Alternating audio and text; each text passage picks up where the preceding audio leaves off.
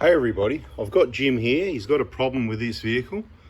I'll tell you what though, what a beautiful vehicle. It is a 2015 April built 150 Prado, or Land Cruiser LC 150 with the 1KD FTV, last of the best, right? He's only had it a short period of time. He was looking around. He did happen to find some of my videos as well. And even people he knows was saying, hey, buy the 3 litre, don't get the 2.8. So 2015, white GX, the thing is damn clean. I mean, you just about see me in the reflection of that mirror there. What an awesome vehicle, but it has got some engine lights all over the dash. So what would be wrong with such an awesome vehicle? Well, he watches the videos, right? Because he's got the K-on storage in the back. He's got the quad lock there. The quad lock just works really well. Up to you, everyone doesn't have to get a quad lock. Doesn't bother me, it's just what I use. Works really well. A few people have got some complaints about them, but you know, just follow the videos. Anyway, the dash was lit up like a Christmas tree, so he's come in for me to check out and see what is the problem here. K-on shelf, mate. Yes, look at that. And this is like a K-on showroom. Now he's got his eye on the Roller Titan tray and some of this K-on gear. I just had to put it in the video because, yeah, oh, you know, having a look at this. Oh, yeah, I need to get this and that, yeah. So, and I do a bit of market research, and he said, yeah, K-on. But back to this is the job at hand. Okay, so we've got the engine lights on, it runs fine. 140k 2015 1KD, looks bloody clean like this, doesn't look like it's been mucked around with. I tried to take a guess. I went, oh, it could be a turbo code, but I doubt it. Everything looks so good and clean down here. I just couldn't imagine it happening. Last of the best, pistons, injectors, everything like that. I'm looking at the pipes, trying to go, someone worked. Doesn't even look like it's been worked on. So contamination to the injectors, not really. He said if he gives it a revs, it can blow a bit of smoke. Talk about why that can happen. Remember we talked about E-jar coolers being caked up with E-jar dust, and give it a rev and a lot of it can blow through and in your intake and that. So you need to get all that solution and cleaned out, and then it'll probably be clean. But it's 10 years old now, so you know the rule, 7 years, 170. It's not urgent or anything, but it's probably a good time at 10 years to go, it's time to replace the injectors. But it's not an injector that's causing the fault. It's not the turbo. It's not anything. So you want to know what code it is. The code was a P0400. So I said, all right, let's have a look at the reasons why. So he's new to this. He's watching a lot of videos. He's got a lot to catch up on, and he's planning to do that. So that's good. But I said, let's have a look at, you know, what could cause this. And so I come over here, and he says, you know, and I'll give you the hints. He says, you know, he's done an oil change on it recently. So, you know, I'm looking down there. It helps down there with a bit of light on. But, you know, vacuum line, switch this and that. I went, okay, hasn't got a plate, hasn't been worked on. Not much you can really do. Check the vacuum lines on the bottom of the actuator there. You can see that one's on. Check these vacuum lines here, the pink and the yellow. Nobody's removed them, anything like that. Looking for anything broken down here.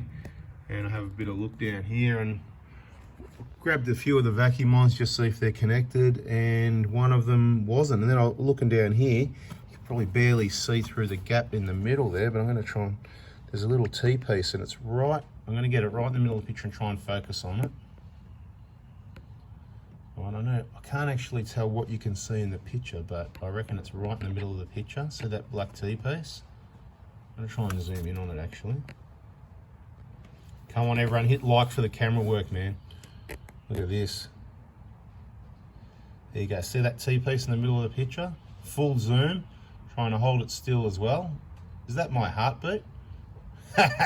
Bit of excitement there. Anyway, the other end of the vacuum line is, I'll try and find it down here again.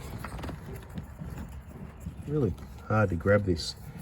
I'm trying to work out which one it is. So it's this one here. So the one that goes in the white clip here near the oil filter, the other end of it is here, not connected. So I need to reach around and get it reconnected back. Oh, that plastic thing must have got knocked as well, because I've just knocked it and it's fallen off. So we're going to have a bit of a lesson in this video, and it's not the first time, it won't be the last. Because I looked at it and I went, because there's like a little filter on top, and I went, that's sitting on an angle, that's not how it's meant to sit. So it was actually just sitting there, and I'm going to show you the good news and the bad news all in one video. Right now I'm going to show you what that was. See right in the middle of the picture, see that VSV there? Now I'll give you bad news, good news, bad news, right? The bad news, to replace that's about $200 10 years ago, because somebody broke one when they did their service. And at the end of the day, you could get it and glue it back on.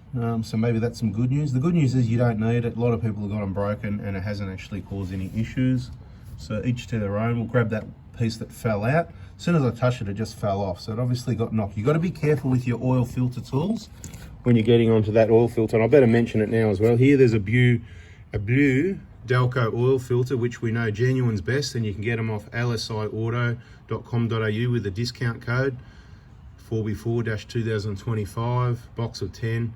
Genuine filters, better, cheaper. And careful when you put your oil filter tool on there, because if you've got one of those big claw types or something that's going to take a little bit of extra clearance around this side, you knock that plastic thing, you break it off, and of course you can get caught on the vacuum line and pull that off the T-piece. It's getting a bit difficult to get this T-piece back on and find that on camera, so give me a few minutes. I'll pick up that plastic piece and get that vacuum line back on. Right, so we've got that vacuum line back on wherever it is. So hard to see down there. There it is, right in the middle there. Let me see if I can zoom it again. Where is it?